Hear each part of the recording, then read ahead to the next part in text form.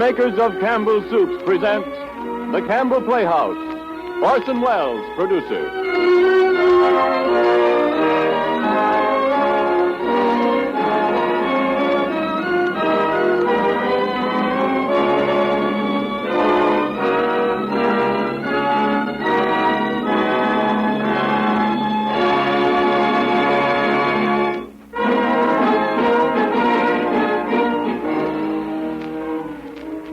Good evening. This is Orson Welles. Tonight, under the guidance of an expert, we're going to take an excursion into the underworld of the Prohibition period. Our story is The Glass Key, by an author who is best known as the creator of The Thin Man, Mr. Dashiell Hammett. The Glass Key is, to my way of thinking, one of Dash Hammett's very best. So sit back and let the Campbell Playhouse demonstrate that Mr. Hammett knows far more about underworld plots, political skullduggery, and crimes of violence than any other respectable author should.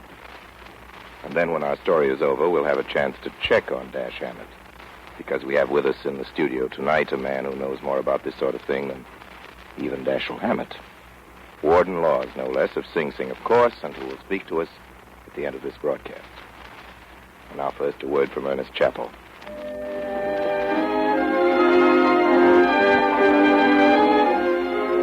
There are different dishes that are special favorites with different families. But there's one dish that makes a big hit with most everyone, and that is chicken. People, by and large, like chicken so much that it's become the customary main dish for nearly any special party meal. I believe this enthusiastic taste for chicken accounts for the widespread liking for Campbell's chicken soup. Because as sure as you like chicken, you'll like this soup. There's chicken in the savory aroma from your plate, and chicken in the tempting golden glisten of the slowly simmered broth. Chicken in the eating of this soup, too. Deep down, slow-simmered chicken flavor and tender pieces of chicken meat, along with a fluffy white rice. I want to make a bold statement, one you might have doubted 5 years ago and that perhaps some of you will doubt today. If you will eat a plate of Campbell's chicken soup tomorrow, I'm absolutely sure you'll say it's as fine as the finest chicken soup you ever tasted anywhere. Do you doubt that statement? Well, if you do, I'm sure it's because you haven't tasted Campbell's chicken soup recently. And in that case, I ask you to try it, because I'm sure one taste will convince you, and that you'll want to have Campbell's chicken soup often. And now, The Glass Key, starring Orson Welles as Paul Madvig.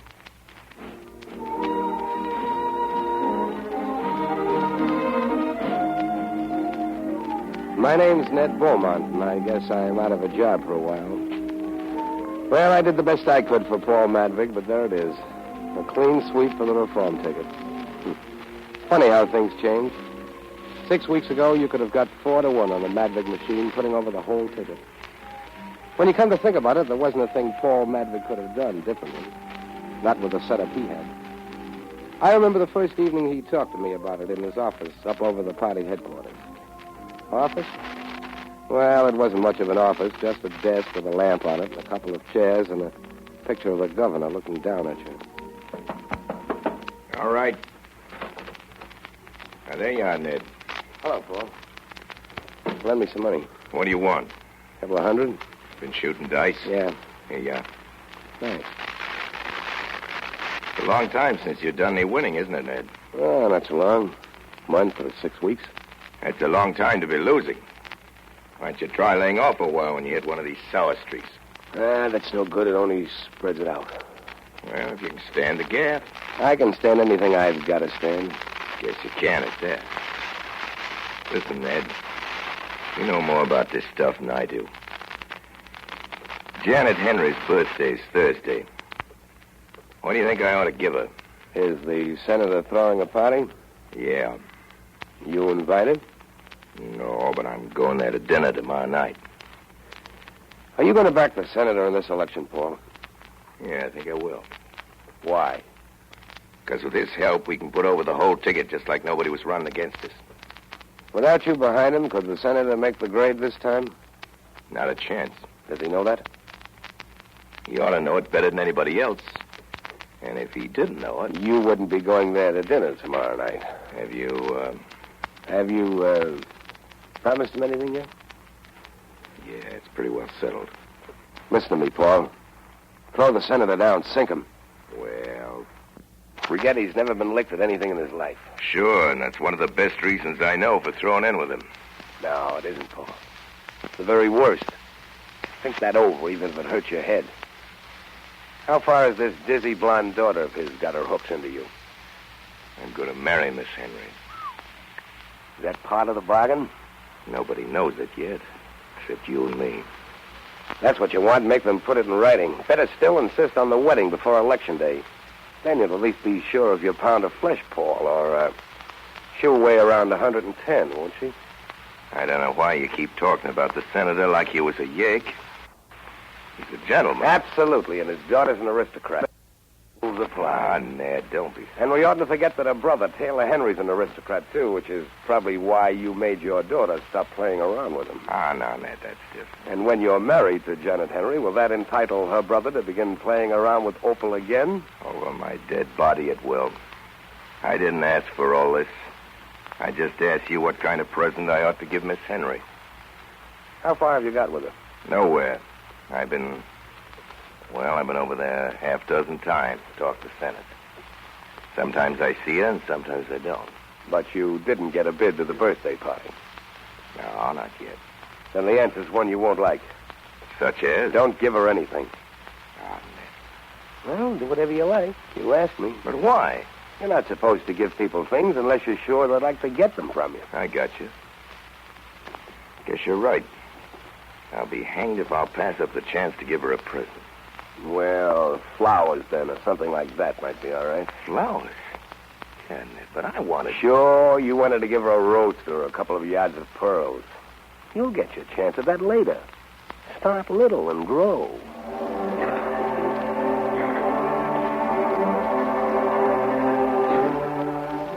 Paul went to that dinner. It was the next night, a Wednesday.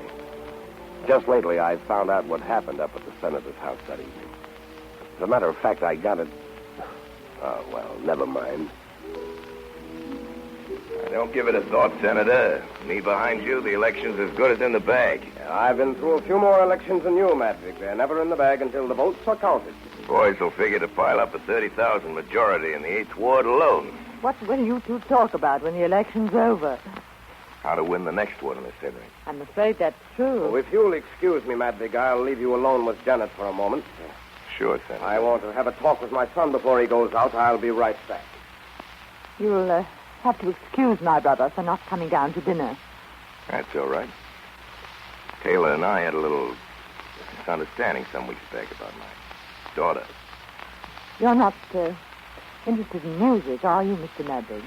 I'm interested in anything you do, Miss Henry. I didn't ask that. Music? Oh, yes, I like music. You play it? I can see you're a difficult man to amuse, Mr. Medvig. The conversation must be about politics or about me. Is that it? Well, those are the two things I'm interested in. You think they go together very well? Yes, when one's a means to the other. Mr. Medvig. My friends call me Paul. Very well. Paul, then. Well, listen, Miss Henry. I know this is a little out of my line. I know I'm a politician from the wrong side of town, and you're Senator Henry's daughter. About all I've ever learned that you don't get up to the 6th grade is how to run things. How to get other people to run things for you. Not quite all. I can learn music and the rest of the things on your side of the town. That's what I'm setting out to do. Janet, you're the end of my road. Everything I want. Everything I want to be. Mr. Medvig. Sorry. Thought you wanted me to kiss you. I think you'd better go now. I'll explain to Father. Sorry. Let's not talk about it. Your place in the hall. All right. Good night, Miss Henry. Good night, Mr. Medvig.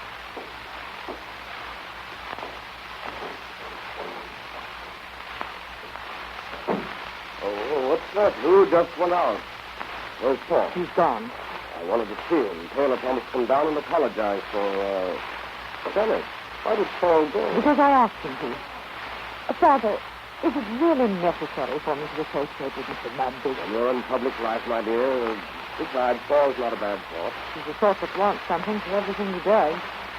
This evening, he started collecting. What do you mean, Johnny? But I say, he started to make love to me. What's that? It must have been Taylor. I hope he didn't Taylor! hear what I said. You know how he feels about Medvig. Taylor, come back here! Taylor, come back! Taylor! Taylor!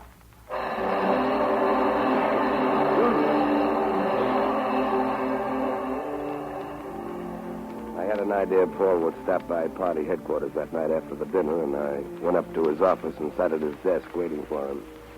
It was after 10 when he came in. Hello, Ned. What are you doing at my desk? Reading the paper? Thought you was downstairs playing dice. I was. How'd the Henry dinner go? I've been to worse. Was Taylor there? Not at dinner. Why? Because he's dead. In the gut up in China Street. With a fractured skull. Is that so? You understand what I said? Yes. Well? Well, what? He was killed. All right. Do you want me to get hysterical about it? Oh, I thought you might want to look into it since it's Senator Henry's son. It's up to the cops, isn't it? I was there with him before they moved the body. Did you notice anything? Yeah. What? His hat wasn't there. You won't need it now. Well, I'll be going along. So long, Paul. You're a fool, Ned. Yeah. One of us is.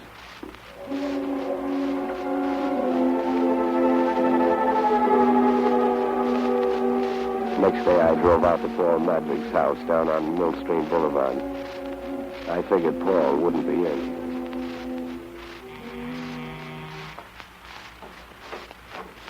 Hey, Mrs. Oh, hello, Mom. So here you are at last, Ned. You're a worthless boy to neglect an old woman like this. Oh, Mom, Madvig, I'm a big boy now, and I got my work to look after. Where's the kid? Opal? Yeah. She's laying down. She's not feeling good. Oh, what's the matter with her? Headache. Guess she's been dancing too much. Father been up to see her? No, Paul hasn't been home since yesterday. Did they find out about the Henry boy? Did the cops ever find out anything? Is it all right if I pop in and say hello to Opal? Sure. Go right up, Ned. She'll be glad to see you. Okay. I'll have a cup of tea for you when you come down. I went up the stairs and across the landing. The blind was down in Opal's room, and I could see the light from her cigarette as she sat in bed. Hello, Ned. Hello, Snip. Yeah, I know, youngster. It's tough. Oh, really? Most of the headache's gone. So, Opal, I'm an outsider now, huh? Oh, what you mean? I mean Taylor Henry. Yeah. But, you know, I haven't seen him for months since Dad made me stop seeing him. Okay, kid, I'll be running along. Oh, wait a minute. Dashiell. What makes you act like that? You oughtn't to lie to me. But you're not. How long since you saw Taylor? You want to talk to him? It's been weeks. All right. Oh, no, don't make it so hard for me. Aren't we friends? Sure. But it's hard to remember it when we're alone to each other. Did you know I'd been meeting? Well, I know it now. No. Never mind that. Ned, I was with him only yesterday afternoon. Oh, see, I was killed. Yeah? What do you think that's so?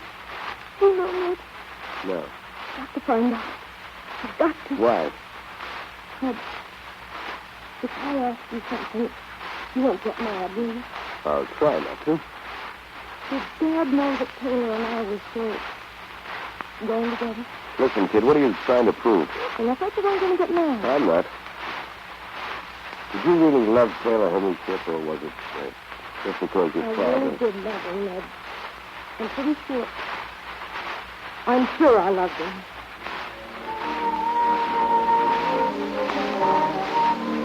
I drove back to town and stopped at the post station and called up Paul Madvig at party headquarters.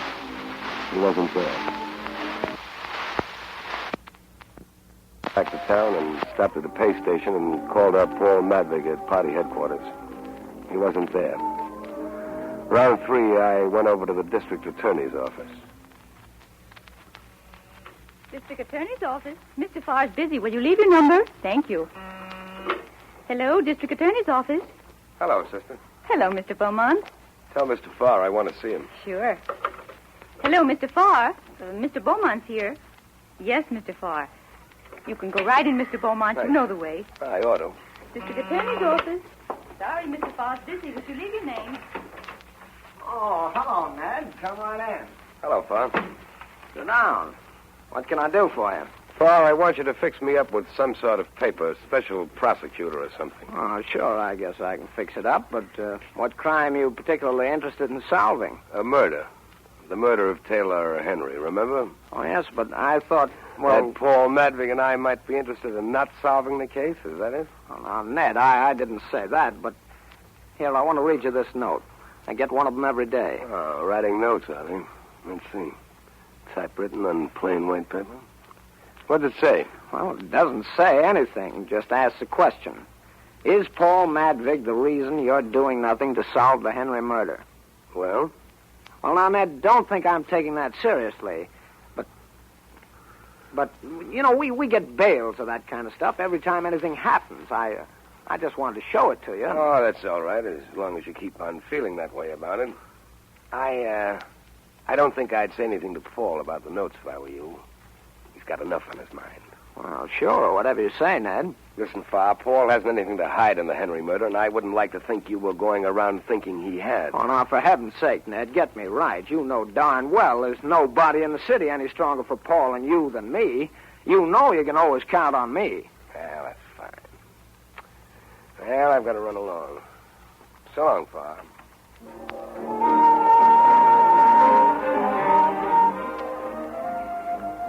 I never did spend much of my time at party headquarters around election. I don't like listening to the same line of talk over and over again. It was Tuesday before I saw Paul Madvig again. Hello, Ned. Where you been the last few days? In different places. Oh, Paul, you oughtn't to wear silk socks with tweeds. No. I like the feel of silk. Well, then lay off the tweeds. Did you go to Taylor Henry's funeral yesterday? Yeah. Senator suggested it. How is the senator? He's all right. I spent most this afternoon up there with him. His house? Yeah. Was the daughter there? Janet Henry was there. Yeah, it's Janet now. Getting anywhere with her? Still think I'm going to marry her. Does she know yet that your intentions are honorable? I'll lay off, Ned. All right, Paul. I came here to tell you something you ought to know. About the election? Yes, in a way, it's about the election. Shadow Rory is noising it around that you know more about Taylor Henry's death than you're telling. That won't do you any good with the respectable citizens, civic union, and the women's clubs. So Shadow Rory shooting his mouth off, is he? His own backyard's getting too small for him. Ned, I think I'll knock Shadow Rory loose from our little city. I'm tired of having him around, Ned. I think I'll knock him loose right away, starting tonight. For instance? For instance, I think I'll have Farr close up the doghouse and Paradise Gardens and every dive that we know Shad or any of his friends are interested in.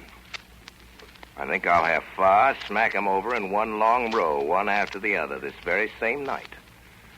Maybe that'll keep Mr. Shadow Rory quiet. Maybe. But this wholesale stuff is too much like using a cyclone shot to blow off a safe door when you can get it off without any fuss by using a cumbalord. I don't know a thing about opening safes, Ned, but I do know fighting. My kind, going in with both hands working. Never could learn to box. Only times I ever tried, I got licked. We'll give Mr. Shadow Rory the cyclone shot, beginning tonight.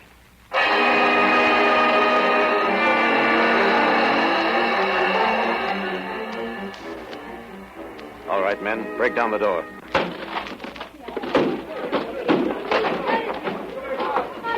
All right, boys, start working.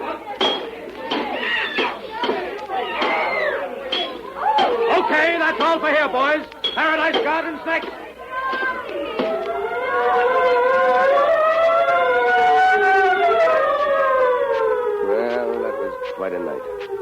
From midnight to dawn, they raided Shadow Rory's places.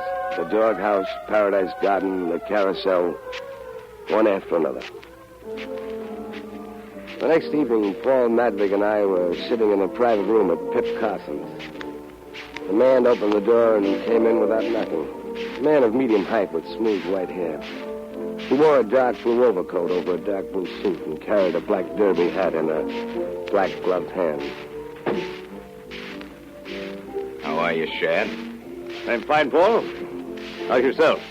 You know Beaumont? This is Shadow Rory. Yep. Yeah. Medvig, politics is politics and business is business. I've been paying my way, and I'm willing to go on paying my way in this town. But I want what I'm paying for. Yeah? What do you mean by that? I mean that half the coppers in town are buying their cakes and ale with dough they're getting from me and some of my friends. Well? I want what I'm paying for. I'm paying to be let alone.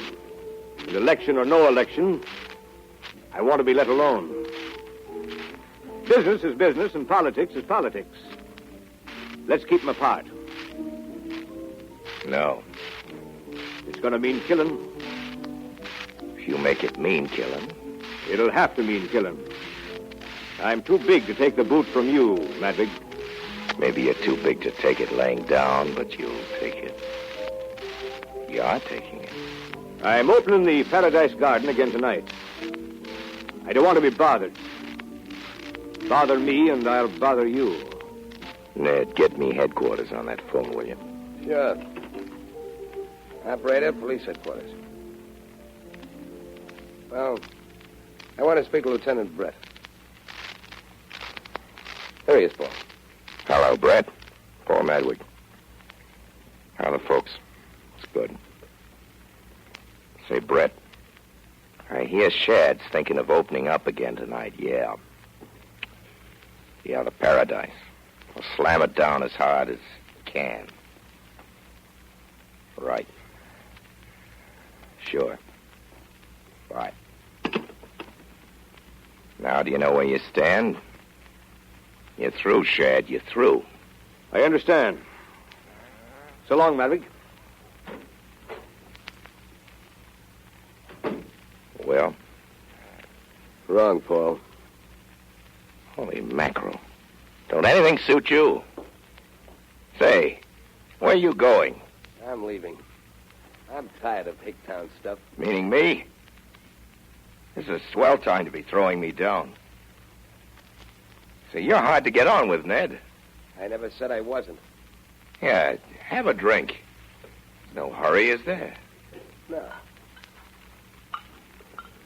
Thanks. You mind telling me why you think I handled Shad wrong? It won't do any good. Try. Shadow Rory's going to fight. You've got him in a corner. There's nothing you can do now but play the long shot. You're trying to re-elect the whole city administration. Well, giving them a crime wave just before election isn't going to make them look any too efficient. And then there's this stuff that's being said about Taylor Henry's killing. Next thing you know, it'll be printed. You think I ought to lay down to Shadow Rory? Well, I think you should have left him an out, a line of retreat. You shouldn't have got him with his back to the wall. I don't know anything about your kind of fighting. He started it. All I know is when you got somebody cornered, you go in and finish him. That system's worked all right for me so far. Well, Paul, this is one time I think you've let yourself be outsmarted. First, you let the Henrys wheedle you into backing the senator. There was your chance to go in and finish an enemy who was cornered. But that enemy happened to have a blonde daughter in social position and whatnot, so you... Cut it out, Ned. Well, I must be running along. Oh, now, wait, Ned. Take your hand off me. Now, look here, Ned. Let go. Don't be a fool. You and I... I said to let go. I meant it. Crazy nut. Now, they knocked the devil out of you. Ah, come on, Ned. Let's finish our beer.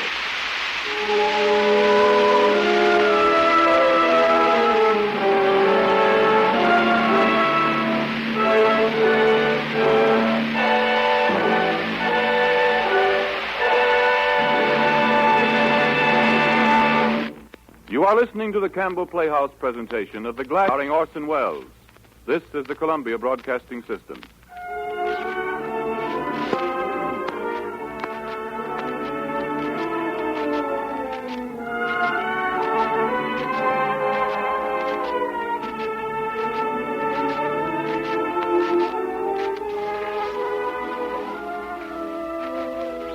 This is Ernest Chappell, ladies and gentlemen, welcoming you back to the Campbell Playhouse. In just a moment, we will resume our presentation of Dashiell Hammett's The Glass Key, starring Orson Welles. Who killed Cock Robin? Who killed Taylor Henry? I think there's nothing quite like a good murder mystery, and Dashiell Hammett is my idea of a perfect companion, whether it's for a Friday evening by the radio or for good reading anytime. But there's a time and place for mystery like anything else. And one place you won't find any mystery is in the kitchens where Campbell's soups are made. I visited those kitchens as recently as last week, and I know whereof I speak. There are no secrets there. You can watch for yourself each step in the making of fine soup. Among other things, I watched them make Campbell's chicken soup. And I know why it is that people who have never thought a canned chicken soup could be as good as homemade change their minds completely when they first taste Campbell's. Because Campbell's make chicken soup the way a good cook does at home. Indeed, it seems to me that Campbell's way is in some respects even better. For example, where chicken soup at home is often made from leftovers, Campbell's use all the good meat of the fine selected chickens. And what plump, splendid chickens they are, too.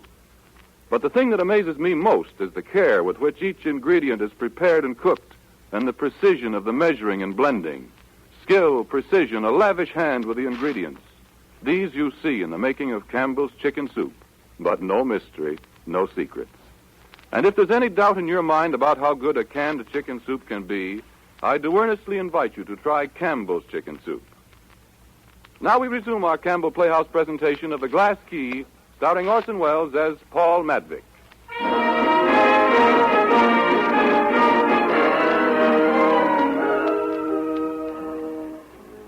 Well, you can't keep a thing like that quiet. By next morning, word had filtered through the grapevine that Paul Madvig and I had quarreled in the back room at Pip Cotton's. At noon, one of Shadow Rory's boys by the name of Whiskey Saunders came to my apartment. He didn't stay very long. Around 3, I wandered over to the Paradise Gardens, and in the private room of the joint they'd smashed up 2 nights before, Shadow Rory was waiting for me. Oh, I'm glad to see you, Beaumont. Drop your hat and coat anywhere. What'd you want to see me about, Shad? I heard what happened after I left last night. I owe you something for trying to stop Paul from closing up my joints. You don't? I don't? No. I was with him then. What I told him was for his own good. I thought he was making a bad play. He'll know it before he's through. Is it so that you and Paul have broken for good and all? I thought you knew it. I thought that's why you sent for me. I heard it, but that's not always the same thing. What were you thinking you might do now? There's a one-way ticket for New York in my pocket, and my clothes are packed. How long you been here? 15 months. You and Paul have been close as a couple of fingers. How long? Yep. You ought to know a lot of things about him. I do. Why did Paul Madvig bump off young Henry? Make your proposition. How does it hit you? After election, I'll take you to the finest gambling house the state's ever seen. Let you run it to suit yourself with all the protection you ever heard of. That's an if offer if you win. Don't you think we're going to win the election? You won't bet even money on it. You're not so hot to go in with me, are you, Beaumont? No, it wasn't any idea of mine. Sit down. We can still talk, can't we? Sure. Listen, I'll give you 10 grand in cash right now if you'll come in, and 10 more on election night if we beat Paul. And I'll keep that house offer open for you to take or leave. You want me to rat on poor Medvig, of course. I want you to go to the papers with a lowdown on everything you know about him being mixed up in the sewer contract. The dirt on how he's running the city. I want you to tell the papers how he killed Taylor and why. Well, there's nothing in the sewer business now. He's let his profits go to keep from raising his stink. All right. But there is something in the Taylor-Henry business. Yeah, we might have him there. It'll be worth it for both of us. I'll have a reporter put the stuff in shape. You just give him the dope and let him write it. You can start off with the Taylor-Henry thing. Maybe. You mean we ought to start off first with the $10,000? Well, there's something in that. Here. 10 grand. Count 'em up. Thanks. The thanks go both ways. The reporter's out there now. Shall I call him? I ought to have a little time to straighten it out in my mind. I'll give it to him any way it comes to you. He'll put it in shape. Fine. We'll go over to my place now and get to work on it. It'll be better here. Well, if it's the money you're worried about, you can hang on until I've turned in the stuff. I'm not worried about anything. But you're in a tough spot, and if Paul gets the news, you'll come over to me, and I don't want to take any chances on having you knocked off. You'll have to take them. I'm going. No. Jeff, whiskey? Yeah, boss. Come on in here, you two. Okay. I am afraid we'll have to persuade Beaumont to stay with us. Sure. Want us to get to work? Well, how about it, Beaumont? You coming across on Medvig? No. Too bad. Well, boys, get going. Come on, Whiskey. Yeah.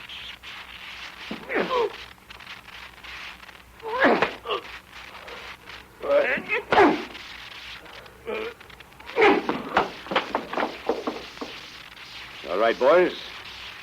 You can stay now. Go back and finish your game.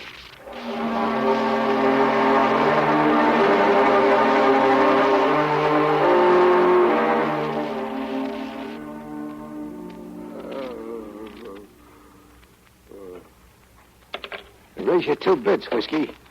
I'm staying in. How many cards, Jeff? 3. 2 for me. 4 bits.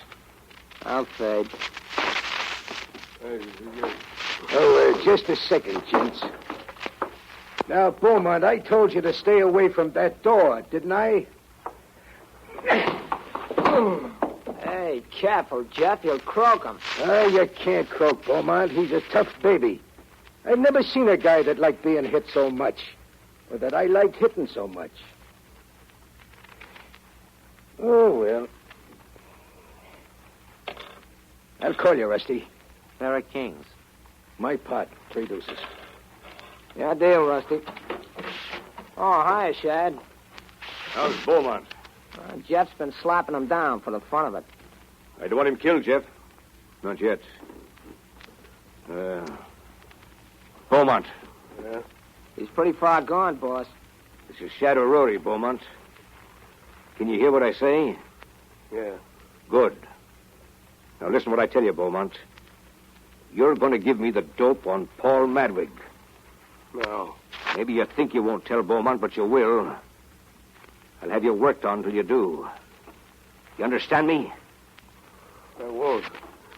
I won't. Okay, Jeff. Get to work on him some more. I'll try the same thing again. Here, you.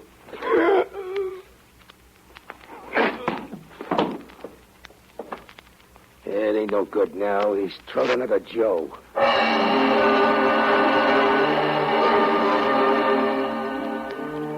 don't remember much what happened after that. It was getting dark, and I found I was alone in the room. And I remember something about tearing a mattress apart with my nails and teeth and setting fire to it with my cigar lighter. The next thing I knew, I was at the emergency hospital. Paul was standing at the foot of my bed. Gosh. Glad to see you alive, Ned. Oh, Paul. How'd I get here? A copper found you crawling on all fours in the lawn of the Paradise Garden, leaving a trail of blood behind you. I think of funny things to do. Yeah. Did your nails shed? No use, Ned. They'll lay it on Jeff and let him take the rap for assault. What good does that do us? Is Shad still squawking about the Taylor Henry murder? Chronicle's full of it. Other papers are taking it up. We're going to stop that. You're going to stay in bed and get well. That's what you're going to do. Look, Ned, I've got a visitor with me. She'd like to see you. She's waiting in the hall.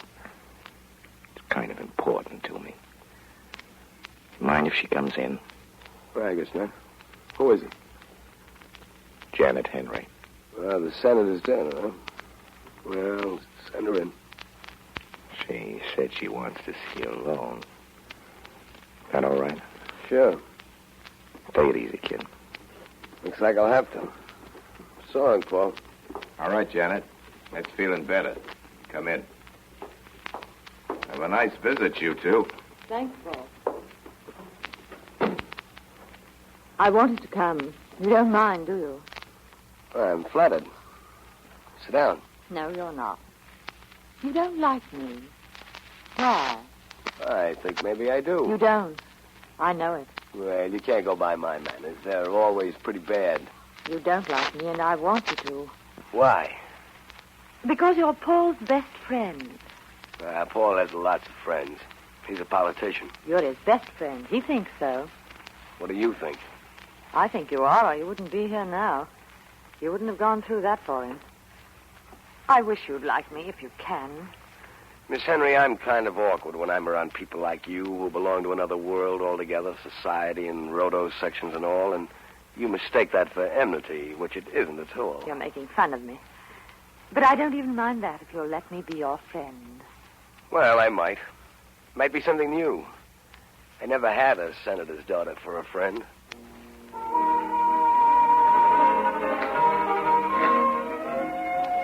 Next day, I had another visitor. About 2 in the afternoon, the nurse came in to see if I was sleeping. I wasn't. Basket of fruit for you, Mr. Beaumont. Who from? Here's the card. Open it, nurse. It just says, please, and it's signed Janet Henry. Oh, help yourself to the junk. Take enough so it looks as if I'd eaten it. No wonder people beat you up. And there's a Mrs. Medvig here to see you. I'll tell her to come in and you stay out. It'll be a pleasure. All right, Mrs. Medvig. Thank you. Hello, Ned. Come on over here, Mom. I'm going to kiss you. Oh, what foolishness. Well, you don't look so bad, nor yet so good. How do you feel, Ned? Oh, it's swell. I'm only hanging around here on account of the nurses. That wouldn't surprise me much, neither. Oh, Mom. Look here, Ned. You've got to tell me the truth. Paul didn't kill that whippersnapper Taylor Henry, did he? What makes you ask that? Opal, wasn't it? Wasn't it? Yes. Opal's got herself in a state over it. She's sure her father did it. What she got? Evidence or intuition? She gets a note like this every day. I'll bet she does. I've seen one of those before. Read it to me anyway. Are you really too stupid to know your father murdered your sweetheart? That's what it says. Well, everybody in town's had at least one of these notes. Ned, it isn't true, is it? Nope. I didn't think so. He's always been a good boy, but the Lord only knows what goes on in this politics. You're a humdinger, Mom. Would you tell me if he had killed him? Nope. Then how do I know he didn't? Because if he had, I'd still say no. But then if you asked me if I'd tell you the truth if he had, I'd say yes. No, he didn't do it, Mom. It would be nice if somebody in town besides me thought he didn't do it, and it would be especially nice if that other one was his mother.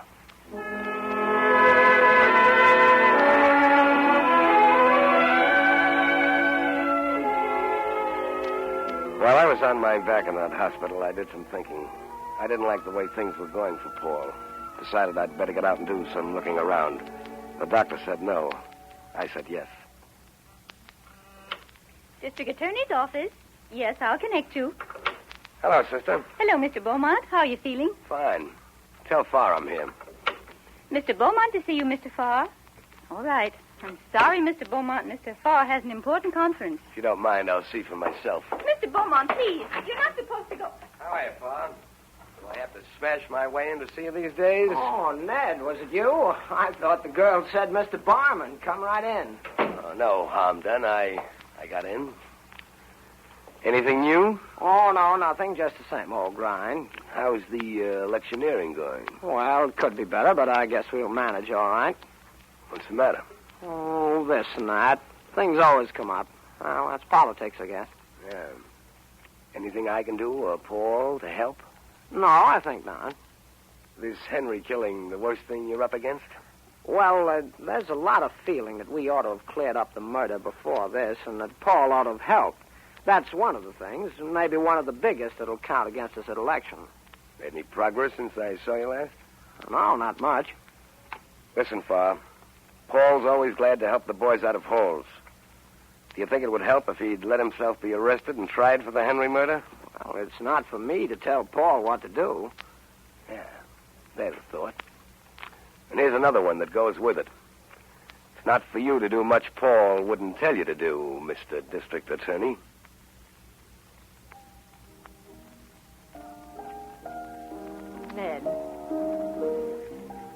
happened to come to the house with Paul tonight? You didn't come to see me. Well, I came because Paul asked me to. I don't go to senators' houses usually. What's that you're playing, Miss Henry? Like it? Yeah. I want to talk to you, Ned, before Father and Paul get through with their business. Go ahead, talk, but don't stop playing. How's Opal? I haven't seen her since last week. Why? Isn't she in bed with a nervous breakdown? Oh, that. Didn't Paul tell you? Yes, he told me his daughter was in bed with a nervous breakdown. He told me that. I suppose that means she's locked up in the house. That's right. She got the foolish idea that her father had killed your brother. But why did she think that?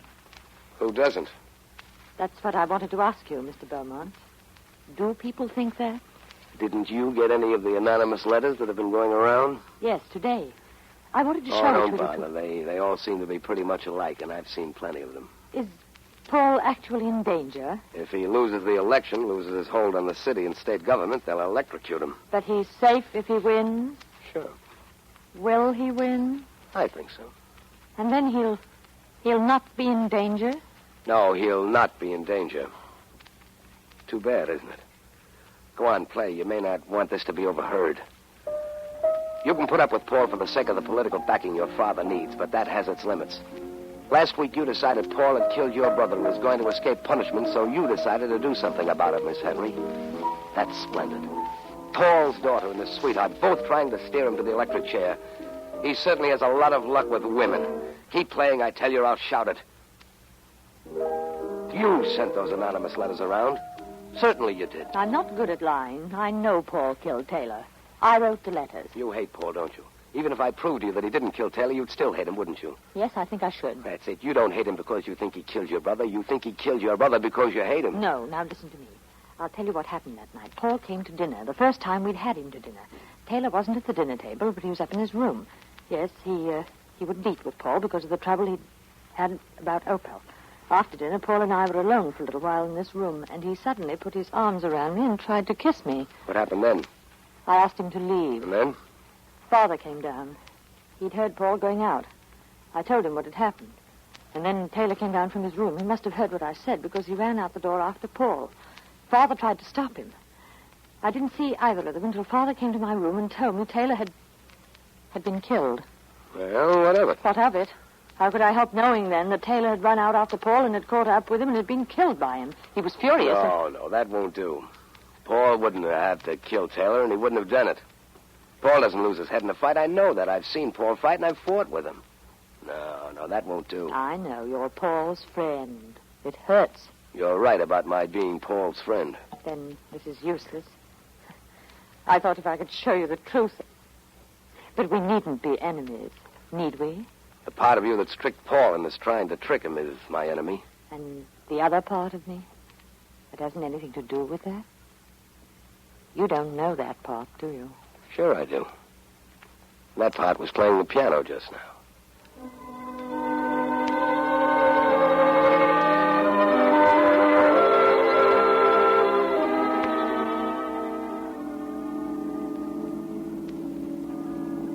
Drop you off the club, Ned? No, thanks, Paul. I think I'll go home. You don't know how good I feel that you and Janet hit it off this evening. I can get along with anybody if I have to.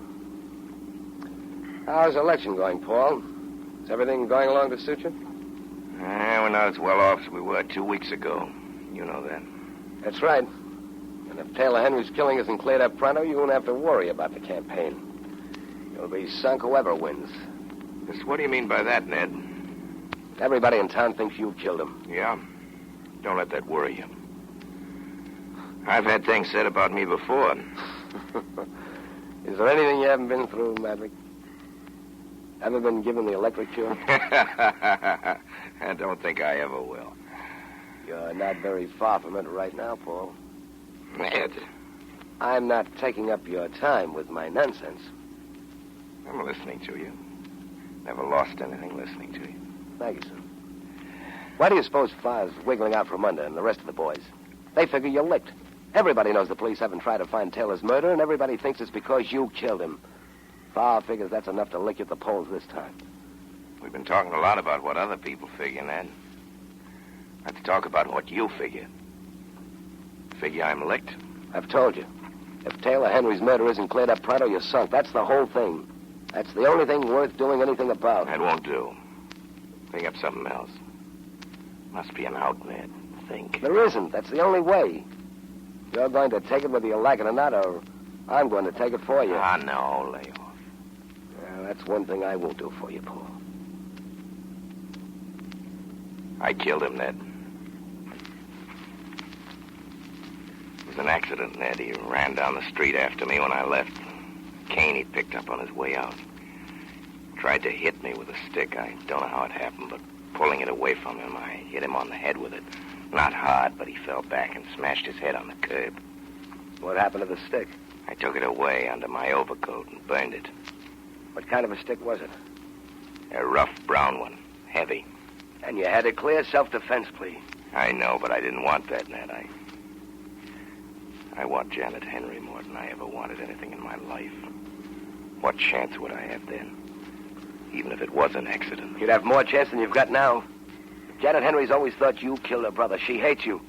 She's been trying to play you in an electric chair. She wrote all those anonymous letters to everybody. She's the one that turned your daughter against you.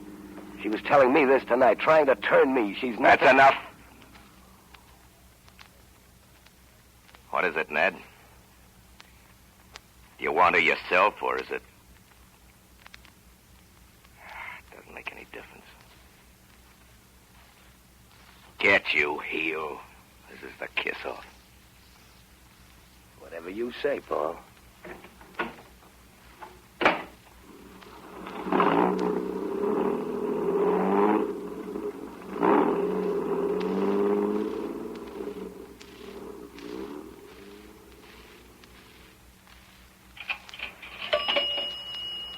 Norman, 5823. Hello, I want to speak to Miss... Janet. This is Ned. You mind if I come back? I've got some news, yes. Say, do you want the lowdown on what happened to your brother? Well, look among Taylor's walking sticks. That's right. See if any of them, his or your father's, are missing. Particularly a rough, heavy brown one. Yeah, that's right.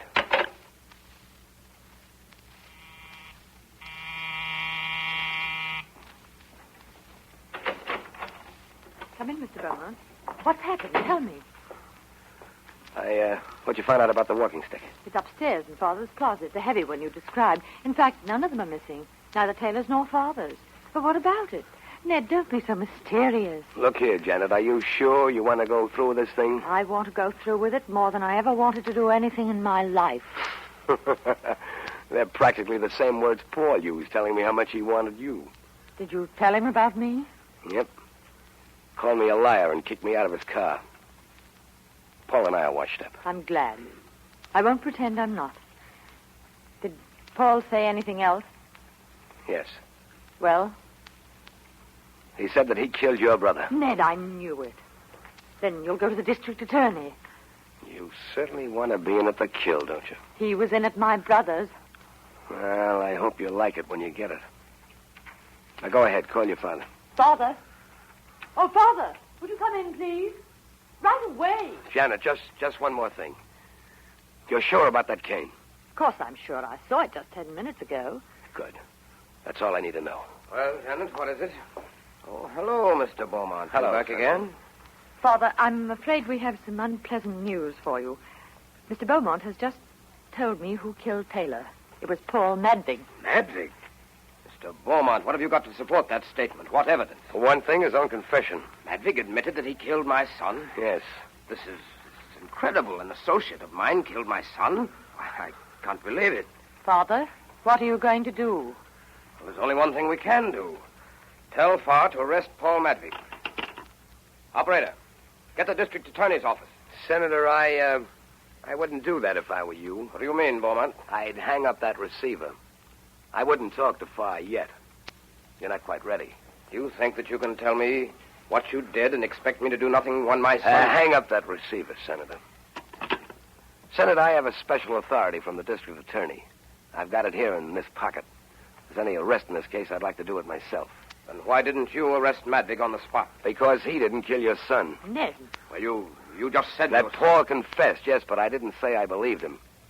His story didn't hold together. Sit down, Senator, and you, Janet. I've got plenty to say to both of you. You Better be quick about it, Beaumont, before I pick up the phone. It won't work, Senator, because Paul's going to stop covering you up the minute he gets arrested. Now, what happened, Miss Henry, is something like this. When your brother heard about Paul that night, he ran after him, taking the stick with him and wearing a hat. Though that's not important. You wanted to be reelected, Senator. You couldn't let your son get in a fight with a man you were counting on to put you over. So you had to stop your son at all costs, didn't you? This is nonsense. I will not have my... Sure, it's nonsense, and you're bringing the stick that killed him back home is nonsense, and wearing his hat because you'd run out bareheaded after him is nonsense, too. But it's nonsense that'll nail you to the cross, Senator Henry. Let's have it quickly, Beaumont.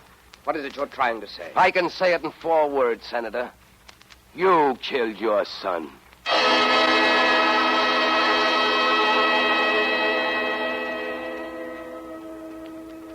Well, that's how the Reform Party got in. Here it is, right off the tape. A plurality of 227,000. That's reform with a vengeance. After tonight, Paul and I are on the shelf. Even Shadow Rory is out of the picture.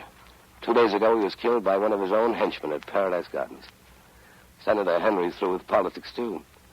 He's indicted for manslaughter by his own confession, and he's waiting trial. Paul Madvig's lying low for a while.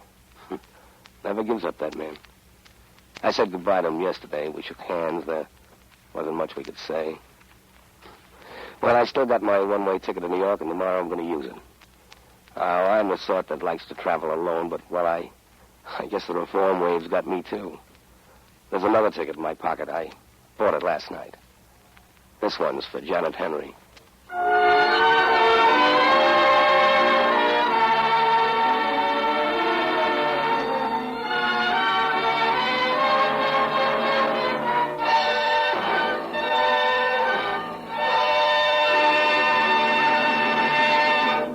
This concludes the Campbell Playhouse presentation of The Glass Key by Dashiell Hammett. In just a moment, Orson Welles will return to the microphone. But first, a word from the makers of Campbell's Soups. A little while ago, I spoke of the lavish emphasis on chicken in Campbell's Chicken Soup. Actually, all the good meat of fine government-certified chickens goes into its making. The broth bubbles slowly and softly in shining kettles until it takes on a golden glisten, and the good flavor of chicken is rich in every drop. Pieces of chicken meat, cooked deliciously tender, go into the soup, too, along with snowy rice. Somewhere, sometime, you've probably tasted a chicken soup that you decided was the very last word. Well, with that chicken soup in mind, if you'll try Campbell's tomorrow, I'll promise you won't be disappointed. I'm sure you'll say Campbell's is as fine as the finest in your memory, and you'll be glad you can have it at any time and often. You'll like it for lunch, for supper, for family meals, whenever the idea of chicken soup sounds good. Why not put Campbell's Chicken Soup on tomorrow's shopping list and have it this very weekend? And now, here is Orson Welles. In a certain sense, The Glass Key is something more than a detective story. Someday, perhaps, historians will consult it as a social document, as an accurate, if depressing picture of almost any American city of the not-so-distant past. Dash Hammett, one of the period's greatest chroniclers, comes honestly by his knowledge of the dark ways of the underworld. Before he ever published a single story, long before he went to Hollywood to create this cinematic detective, he was himself a private investigator, a dick in the vernacular. I'm sure he wouldn't object to my telling you the story of his biggest case. The biggest case in the sense that he was hired to look for one of the biggest things you could imagine. It was a Ferris wheel. As a friend of Mr. Hammett, I should like to be able to report that he laid hands on the Ferris wheel and returned it to the owner, but he didn't. Nobody to this day knows what happened to the Ferris wheel. Perhaps it escaped to South America disguised as a roller coaster, a merry-go-round. However, Hammett, thwarted in his career of detection, turned eventually to literature, and I, for one, am heartily thankful. There are lots of detectives, but there's only one Dashiell Hammett. And now, I have the great pleasure in introducing to you our distinguished guest of the evening, Warden Law of Sing Sing. Mr. Welles, I want to thank you for inviting me to one of the most realistic crime dramas I've witnessed. Shall I say in an unofficial capacity? Warden Laws, would you say that Mr. Hammett's story reflects the underworld of the Prohibition era only, or one that still persists today? Well, booze is gone, Mr. Welles, but crime persists. However, I believe the intimate tie-up of crime with politics is decidedly on the wane. Does that mean that we're catching up with the crime problem? We've been catching up with crime for over 4,000 years. Tablets dug up in the Near East of the trial and execution of a couple of protection racketeers who had been terrorizing the local merchants. The record shows that these gangsters had actually been paying off the mayor. This particular racket was busted in the year 2000 B.C. Well, that's not exactly tossing orchids to the crime crusaders the past 4,000 years. Don't misunderstand me, Mr. Wells. Police action against matured crime is necessary. But there is another front on which the fight must go on. We may fill our prisons to capacity and work the electric chair overtime, but crime will continue until we correct the conditions which produce it. That's the challenge you made in your recent book, Invisible Stripes. Supposing we accept your challenge, Warden Laws. What can the average citizen do about it? The average citizen is the only one who can do anything about it, because crime is essentially a problem of youth, and the average citizen is directly responsible for the training of youth. And there are at least 3 million children throughout the country desperately in need of supervised leisure activities. Well, that brings the fight right into our own homes, doesn't it? And those the basic factors involved in society's effort to eliminate crime. No, there is one thing more. In the 12 months of depression beginning in the late months of 1937, Sing Sing received the greatest number of genuine first offenders in its history, victims of a tragic lack of opportunity. We must find places in our social and economic fabric for every young man and young woman. That, Mr. Wells, is the answer to the crime problem. Let's hope that it can be accomplished. It must be accomplished, Mr. Wells, if democracy is to reach its true fulfillment. Thank you, Warden Laws.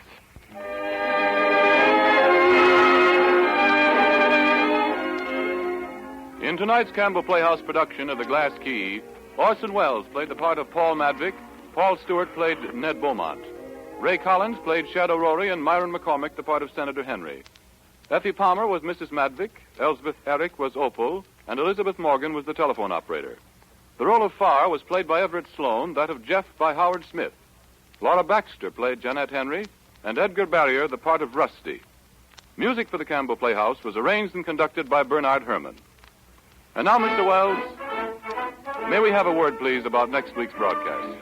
Just a word. Next week, our story is about 3 brothers who left England to save a lady's honor, and who wound up in Morocco as members of the most desperate band of men in the world, the Foreign Legion. Next week, Percival Christopher Wren's romance, Beau Geste, is the story, and with us, Laurence Olivier and Noah Berry. And so, until next week, my sponsors, the makers of Campbell Soups, and all of us on the Campbell Playhouse remain obediently yours.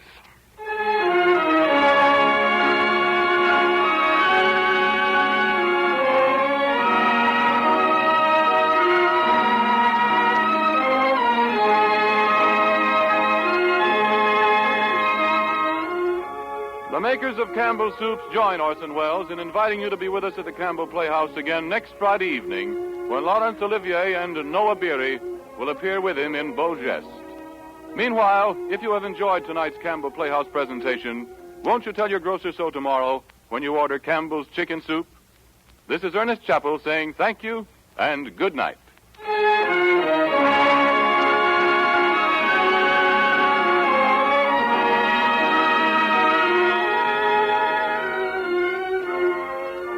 Heard on tonight's show, Manhattan Serenade and Metropolitan Nocturne by Louis Alder, also Alfred Newman, Street Scene. This is the Columbia Broadcasting System.